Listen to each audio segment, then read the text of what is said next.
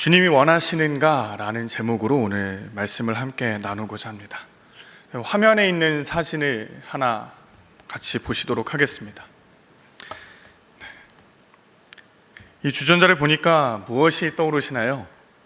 뭔가 물을 따르는 주전자 같기도 하고요. 자세히 보니까 동화 알라딘에 등장하는 램프의 요정 지니가 떠오르실 분들이 많을 것 같습니다. 물론 이 램프의 요정 지니는 허구의 인물이지만요, 만약 지금 우리들 앞에 나타나서 원하는 소원을 한 가지 이야기해보라고 한다면 여러분은 어떤 소원을 빌고 싶으신가요? 내가 만약에 취준생이거나 이직을 준비하고 있다면 좋은 직장을 얻게 되기를 빌 것입니다.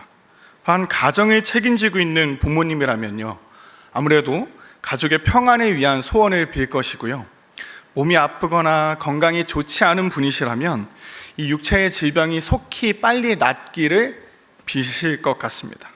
그리고 우리 청소년부 친구들이라면 이제 4월 6일로 개학이 더 미뤄졌는데, 개학이 미뤄지면서 학교 학원 숙제가 더 많아졌습니다. 이 많아진 학교나 학원의 숙제를 없애달라고 빌고 싶은지도 모르겠습니다. 이처럼 우리는 각자의 상황에 따라서 여러 가지 소원들이 있으실 텐데요, 무엇보다 우리 모두의 공통된 소원이 있다면, 제가 그걸 한 가지를 맞춰 본다면요, 아마 우리 성도님들 모두 이 코로나19가 하루빨리 종식되어서 사랑하는 지체들과 함께 모여 교제하고 하나님께 예배 드리기를 다 빌고 싶어 하지 않으실까 하는 생각이 들었습니다. 왜냐하면 지난주에 온라인 청소년부 설교 영상에 코로나19가 하루빨리 종식돼서 같이 교회에서 만나고 싶다는 청소년부 친구들의 댓글이 많이 달려있는 것을 보면서 제가 그런 생각을 하게 되었습니다.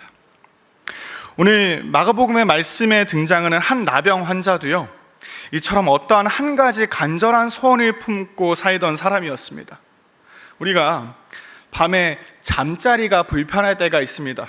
베개가 너무 높거나 낮으면 잠자리가 불편할 때가 있는데요, 그건 그런대로 괜찮습니다. 잘 때만 불편하니까요. 정 불편하면 베개를 새로 사면 해결됩니다. 직장 내에서 누군가와의 관계가 불편할 때가 있습니다. 이건 베개가 맞지 않는 것보다 좀 더 어려운 문제인데요, 그래도 해결책은 있습니다. 정 불편하면 직장에 벗어나면 괜찮아집니다. 또 우리 육체에 질병이 있어서 불편할 때가 있습니다. 치통 있죠. 살려면 뭐라도 먹어야 하는데 먹을 때마다 너무 고통스럽습니다. 이 치통의 문제는 해결을 하려고 병원에 가면 그 치료 과정 또한 고통스럽다라는 것입니다. 그렇다면 이 오늘 마가복음에 등장하는 나병 환자는 어떨까요? 이 환자가 앓고 있는 나병은요, 일종의 피부병입니다. 제가 이 자리에서 말씀드리기가 조금 부끄럽지만요, 사실 저도 피부병이 있습니다. 몇 주 전부터 제가 걸어 다닐 때마다 발이 너무 쑤시는 거예요. 그래서 어느 날 발바닥을 보니까 저도 모르는 사이에 발바닥 한가운데에 동그랗게 무언가가 나 있었습니다. 그래서 피부과에 가서 진단을 받아보니까 그래서 사막이라고, 면역이 떨어지면 잘 생긴다고 하더라고요. 그래서 한번 그 발바닥에 주사를 맞고요, 또 2주 전에 가서 레이저로 살짝 지졌습니다. 너무 아프더라고요. 네, 의사 선생님께서 제가 치료를 끝나고 나니까 아직 뿌리가 안 뽑혔다고 한 번 더 오라는 겁니다. 그래서 파인 그 살에 주사를 한 번 더 맞았습니다. 안타까운 사실은 내일 다시 가서 그 살을 다시 도려내야 한다는 것입니다. 근데 이 나병 환자의 피부병은요, 사마귀와는 비교가 되지 않습니다. 온몸이 썩고 피부가 괴사하며 통증을 느끼지 못하다가 내장기관이 썩으면 죽음에 이르는 병. 당시로서는 치사율이 거의 100%였고 전염성이 있다고 여겨지는 병이었습니다. 이 피부병은 나도 모르는 사이에 조용히 들어와서 피부 조직을 상하게 하면서 점점 더 퍼져나가게 합니다. 이 피부병이 갖고 있는 속성이 재의 속성과 매우 유사하죠. 그래서였을까요? 예수님께서 활동하던 그 당시에는 이 피부병을 앓던 사람들이 단순한 육체적 고통, 그 이상의 고통을 겪어야만 했습니다. 오늘날에야 피부병이 생기면 피부과에 가서 치료를 받으면 되지만요, 이 당시에는 나병이 돋으면 이 환자를 피부과가 아닌 제사장에게로 데리고 갔습니다. 레위기 13장 2절, 3절, 45절, 46절의 말씀인데요. 한번 같이 읽어보겠습니다. 시작. 만일 그 사람이 그의 피부에 무엇이 돋거나 뾰루지가 나거나 색점이 생겨서 그의 피부에 나병 같은 것이 생기거든 그를 곧 제사장 아론에게나 그의 아들 중 한 제사장에게로 데리고 갈 것이요 제사장은 그 피부의 병을 진찰할지니 환부의 털이 휘어졌고 환부가 피부보다 우묵하여졌으면 이는 나병의 환부라. 제사장이 그를 진찰하여 그를 부정하다 할 것이요 나병 환자는 옷을 찢고 머리를 풀며 윗입술을 가리고 외치기를 부정하다 부정하다 할 것이요 병 있는 날 동안은 늘 부정할 것이라. 그가 부정한 즉 혼자 살되 진영 밖에서 살지니라. 아멘. 이 나병 환자가 제사장에게로 가면요 부정하다라는 판결을 받게 됩니다. 그런데 제사장에게 이 부정하다라는 판결을 받게 되면요 그 후폭풍이 상당합니다. 그 자신의 부정이 타인에게로 옮겨진다고 믿었기 때문에 사회활동은 물론이고 대인 접촉이 금지가 됐습니다. 환자가 저주를 받았다는 인식이 있었기 때문에 자기 스스로 부정하다고 인식하고 마을 밖으로 쫓겨나야 했습니다. 격리당하는 것이죠. 마땅한 치료 방법도 없어서 일반적으로 방치하면 방치할수록 점점 더 심해지는 그 질병이 나을 때까지 기약 없는 격리에 들어가게 되는 것입니다. 그런데 이 쫓겨난 환자가요 예수님을 찾아옵니다. 저주받은 죄인이었고 그래서 격리되어서 살아가야만 했던 그가 예수님 앞에 섭니다. 부정한 자로 낙인 찍혔던 그에게 주어진 율법은요 혼자 살되 진 밖에 따로 떨어져서 사는 것이었습니다. 그런데 이 나병 환자가 그 율법의 금기를 깨고 용기를 내어서 예수님께로 나아온 것입니다. 왜일까요? 아마 이 나병 환자도요 예수님께 대한 소문이 들었던 것 같습니다. 오늘 본문의 앞과 뒤의 문맥은 모두 갈릴리를 배경으로 예수님께서 제자들과 함께 전도 여행을 하셨던 이야기를 기록하고 있습니다. 그 사이에 오늘 이 본문이 있기 때문에 이 오늘 나병 환자의 이야기 역시 예수님께서 제자들과 갈릴리 전도 여행을 하시던 중에 있었던 이야기라고 우리가 생각해 볼 수 있습니다. 예수님께서 베푸신 수많은 이적들, 죽은 자를 살리시고 병든 자를 고치시는 이 모든 이야기들이 갈릴리 안팎으로 빠르게 퍼져나가고 있었습니다. 이 나병 환자는 비록 마을 밖에서 쫓겨나서 모든 관계가 다 차단되어 버린 채 격리된 삶을 살았지만 그보다 더 빠르게 퍼져나갔던 이 예수님에 대한 소문이 마침내 이 나병 환자의 귀에까지 들리게 된 것입니다. 아, 예수님이라면 내 병도 고치실 수 있겠구나. 예수님이라면 가능하시겠구나. 그 믿음을 붙잡고 이 나병 환자가 예수님 앞에 나와 무릎을 꿇고 간절히 애원합니다. 나병 환자에게는 믿음이 있었던 것이죠. 어떠한 믿음인가요? 예수님은 나의 병을 고치실 수 있다 하는 그 믿음입니다. 성경의 여러 부분에, 여러 많은 본문에서 이 믿음을 매우 중요하게 다루고 있습니다. 믿는 자는 기적을 맛봅니다. 그러나 믿음이 없는 자에게는 어떠한가요? 마가복음 9장에서 우리는 이 나병 환자와 비슷한 상황에 놓인 또 다른 사람을 만날 수가 있습니다. 마가복음 9장 21절에서 23절까지의 말씀인데요, 제가 읽어드리겠습니다. 예수께서 그 아버지에게 물으시되 언제부터 이렇게 되었느냐 하시니 이르되 어릴 때부터니이다. 귀신이 그를 죽이려고 불과 물에 자주 던졌나이다. 그러나 무엇을 하실 수 있거든 우리를 불쌍히 여기사 도와주옵소서. 예수께서 이르시되 할 수 있거든이 무슨 말이냐, 믿는 자에게는 능히 하지 못할 일이 없느니라 하시니. 아멘. 예수님께서는 이 벙어리 아들을 둔 아버지의 믿음 없음에 대해서 꾸짖으십니다. 이 사실 앞에서 우리는 이런 생각을 하게 됩니다. 이 두 가지 사실 앞에서 우리는 이런 생각을 합니다. 아, 그럼 믿기만 하면 다 되는 것인가? 물론 믿는 자는 고침을 받았습니다. 반대로 믿음 없는 사람은 꾸짖음을 당합니다. 할 수 있거든이 무슨 말이냐? 믿는 자에게는 능치 못함이 없느니라. 이 말씀이요, 종종 실패에 대한 불안과 두려움 가운데에 있을 때 우리가 종종 흔히 사용하는 구절입니다. 내가 가진 불안과 두려움보다 더 큰 믿음을 가지면 돼. 할 수 있거든이 무슨 말이냐? 믿는 자에게는 능치 못할 일이 없다고 하셨어. 그래서 때로는요, 이 말씀이 마치 믿기만 하면 다 된다 라는 식으로 이해되기도 합니다. 그러다 보니까 우리는 종종 이 큰 믿음의 오류에 빠지곤 합니다. 이러한 믿음은 자주 우리를 맹목적으로 만들기도 하고요, 때로 우리가 교만 가운데 빠져 있을 때 쉽게 나타나곤 합니다. 이러한 오류에 빠졌던 대표적인 사람이 있습니다. 누구일까요? 히틀러입니다.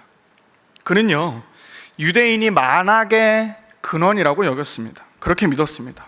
1차 세계대전 이후에 독일 경제가 붕괴한 것도 유태인 때문이고, 유대인들이 러시아 공산혁명을 일으킨 장본인이라고 믿었습니다.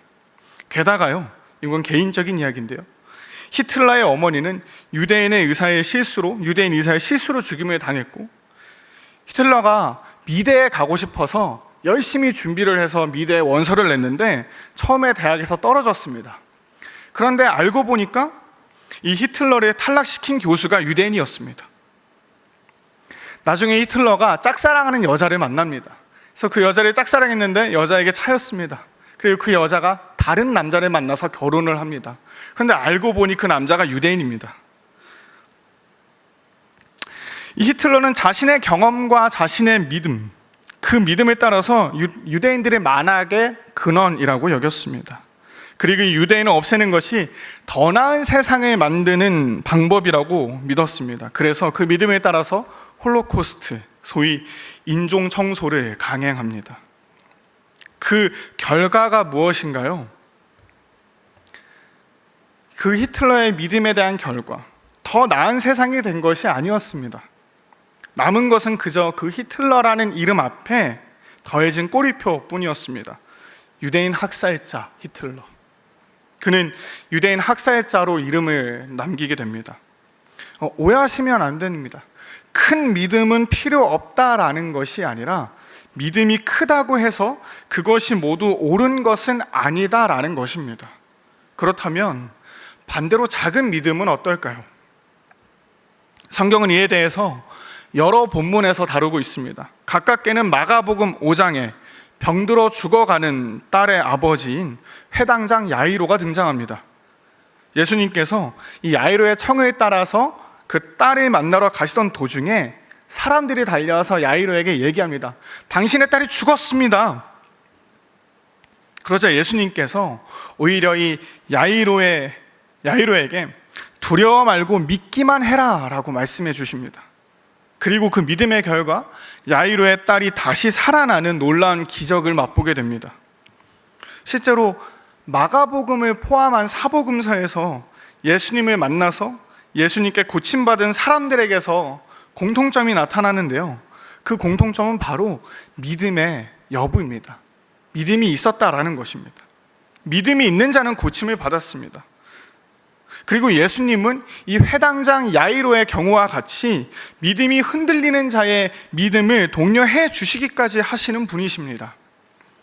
작은 믿음에 대해서 다루고 있는 본문도 하나 더 살펴보려고 합니다. 마태복음 17장 19절에서 20절의 말씀인데요, 우리 짧은 두 절 한번 같이 읽어보겠습니다.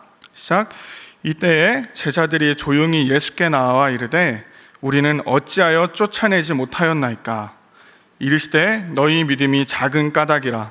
진실로 너희에게 이르노니 만일 너희의 믿음이 겨자씨 하나만큼만 있어도 이 산을 명하여 여기서 저기로 옮겨지라 하면 옮겨질 것이요 또 너희가 못할 것이 없으리라. 제자들이 간질로 고생하던 아이를 고치지 못하고 예수님을 찾아옵니다. 그래서 예수님께서 이 제자들의 믿음의 결핍을 지적하시는 본문입니다. 20절의 말씀이 함축하고 있는 것은요, 적어도 이 경우에 있어서 제자들에게 믿음이 없었다는 것입니다. 왜냐하면 여기에 등장하는 겨자씨보다 더 작은 것은 없기 때문입니다.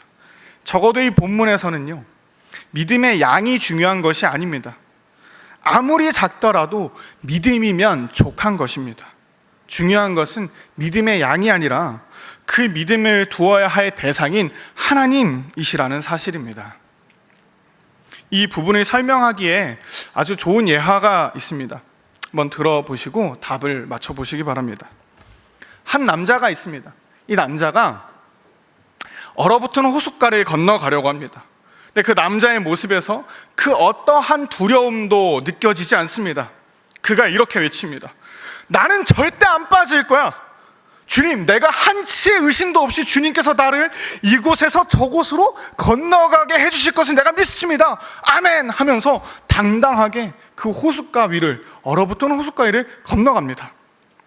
그런데 그 호숫가는요, 거의 다 녹아있는 상태여서 누가 돌멩이 하나만 툭 하고 던지면 다 깨져버릴 정도로 위태위태한 상황입니다. 또 두 번째입니다. 한 남자가 또 똑같이 얼어붙은 호숫가 위를 걸어갑니다. 한눈에 보기에도 너무나도 소심해 보이는 남자입니다. 근데 그가 호숫가를 건너가기 위해서 한 발을 떼면서 이렇게 얘기합니다. 건너갈 수 있을까? 무서운데? 못 가겠어. 안 되겠다. 그래도 한번 가볼까? 한 걸음 한 걸음 두려워하면서 건너갑니다.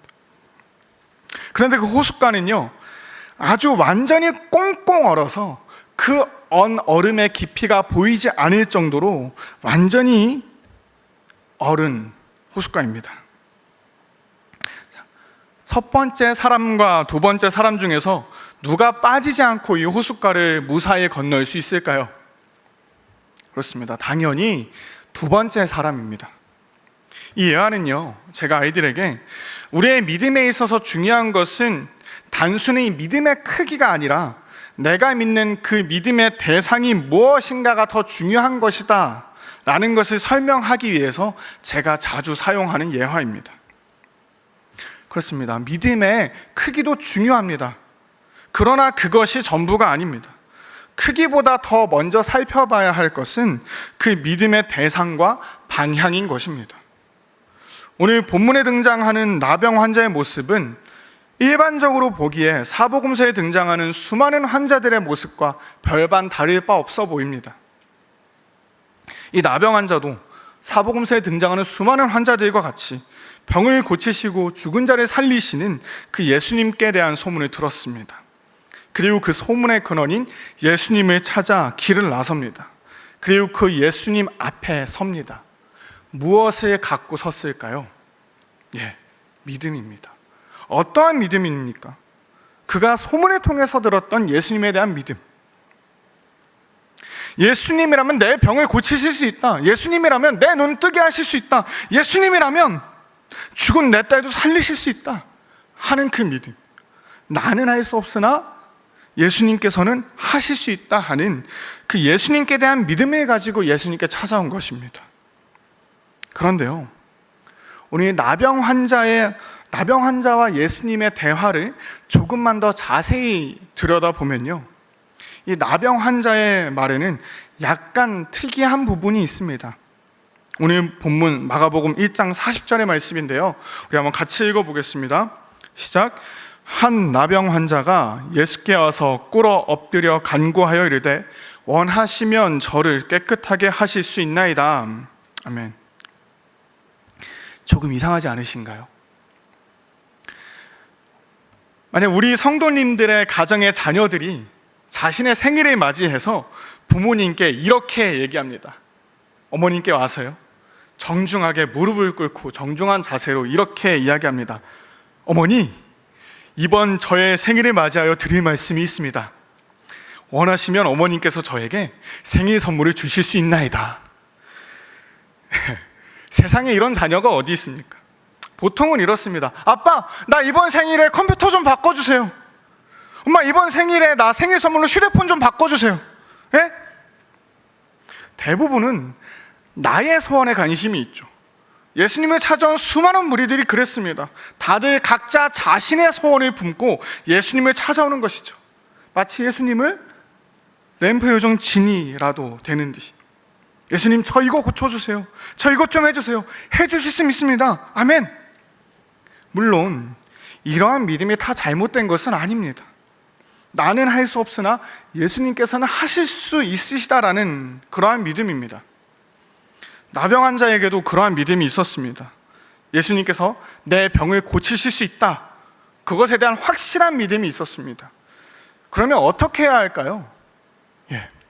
당연히 예수님께 나아가서 예수님 내 병을 고쳐주세요 요청해야 합니다. 그런데 그것이 전부가 아니었다라는 사실입니다. 이 나병 환자가 지금 어떠한 상황인가요? 온몸이 썩고 피부가 괴사하면서 통증을 느끼지 못하다가 내장기관이 다 썩으면 죽음에 이르는 그런 병을 갖고 있습니다. 그가 갖고 있던 병은 당시의 치사율이 거의 100%였고 전염성이 있다고 여겨졌습니다.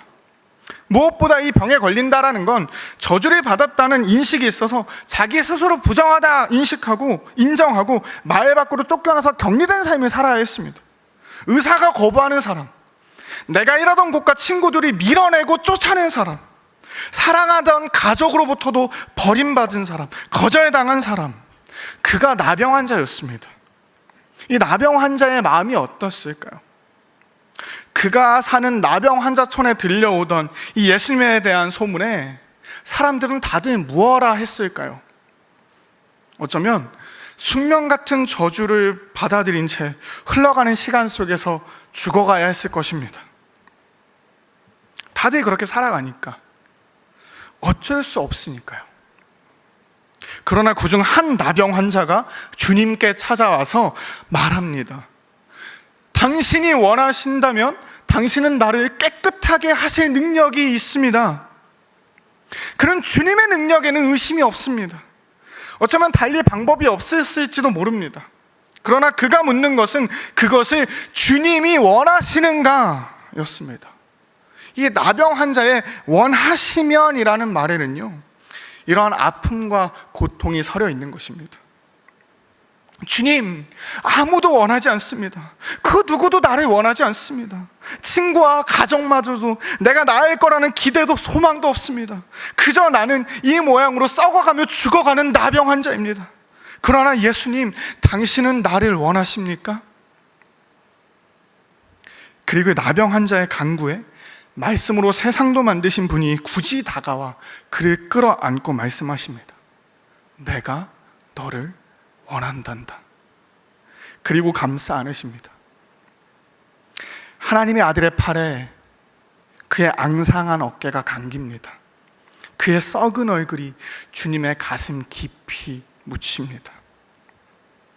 이 나병의 저주가 시작된 그날로부터 그 어느 누구도 원하지 않던 그를 주님께서 원하십니다. 그리고 그 주님이 오늘 저와 여러분을 원하고 계십니다. 이 나병 환자의 더러움이 옮을 줄 알았는데 예수님의 생명이 전염되었습니다. 나병 환자도 그랬고 저도, 그리고 여러분에게도 그랬습니다.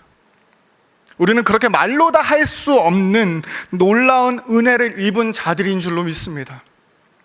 이 나병 환자의 고백이 참으로 귀합니다. 당신이 원하시면, 이것이 참으로 성숙한 신앙인의 반응인 줄로 믿습니다. 큰 믿음은 이처럼 믿음의 대상과 방향을 바르게 설정한 이후에 신앙의 성숙을 따라 세워져 가는 것입니다. 그렇다면 나의 신앙이 성숙하여져 가고 있는가? 우리는 이것을 어떻게 알 수 있을까요? 한 가지 방법이 있습니다. 바로 나의 초점이 어디를 향해 있는가를 살펴보는 것입니다. 신앙이 성숙한 사람은 믿음이 큰 사람입니다. 그러나 믿음이 크다고 해서 다 신앙이 성숙한 것은 아닙니다. 그렇다면 신앙이 성숙하다라는 것은 무엇일까요? 여러 가지가 있겠지만요, 제가 언젠가 새벽 기도회 때 말씀을 전하면서 이러한 말씀을 드린 적이 있습니다. 성숙한 신앙인의 기도는 나를 향한 기도에서 점차적으로 타인을 향한 기도로 변해간다. 만약 나의 기도가 처음에는 그저 나를 위한, 나를 향한 기도에만 머물러 있다가 어느덧 점점 내가 아닌 타인을 위한, 타인을 향한 기도로 나아간다면 그것이 내가 은혜 받았다, 내 신앙이 성숙해져 가고 있다는 증거가 된다는 말씀이었습니다. 그렇습니다. 우리의 신앙이 성숙하여져 갈수록 우리의 기도는 나에게서 타인에게로 옮겨져 갑니다. 마찬가지입니다. 우리의 신앙이 성숙하여 갈수록 우리의 소원은 나에게서 타인에게로, 그리고 하나님께로 옮겨져 갈 것입니다.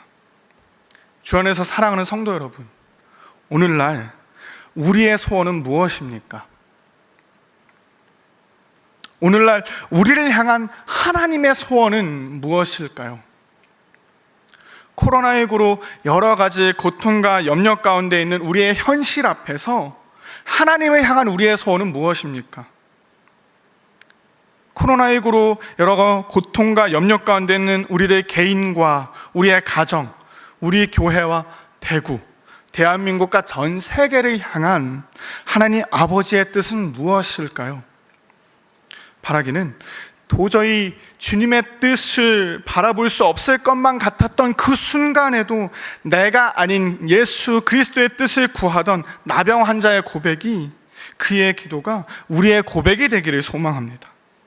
오늘 우리에게 주신 이 말씀 앞에서 겸손히 주님의 뜻을 구할 때 우리의 상황과 환경과 조건과 경험을 넘어 역사하시는 하나님을 만나는 저 여러분 모두 다 되시기를 간절히 원하고 바라고 기도합니다.